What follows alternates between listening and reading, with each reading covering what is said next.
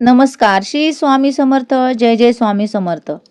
यंदा नागपंचमी सण सोमवारी 17 ऑगस्टला साजरा केला जाणार आहे. हा दिवस श्रावण महिन्यातील पहिला श्रावणी सोमवार असल्यामुळे एक विशेष योग जुळून आला आहे. हा अत्यंत दुर्लभ व शुभ योग आहे. पूजेचा शुभ मुहूर्त सकाळी 5:51 पासून ते सकाळी 8:29 पर्यंत आहे. या दिवशी नागपंचमीला नागांची पूजा केली जाते. पाटावर मातीचे किंवा कुंकुमाने 9 नाग काढतात किंवा नागाचे चित्र काढून त्याची पूजा केली जाते. अनंत, वासुकी, शेष, पद्मनाभ, कंबल, शंखपाल, धृतराष्ट्र, तक्षक व कालिया असे 9 नाग काढून त्यांच्या नावाने पूजन करावे व 9 नाग स्तोत्र म्हणावे. या दिवशी नागपूजा केल्याने कालसर्प दोष कमी होतो व नागदेवतेचे संरक्षण लाभते. सोमवार महादेवाचे व्रत व पूजेचा दिवस आहे.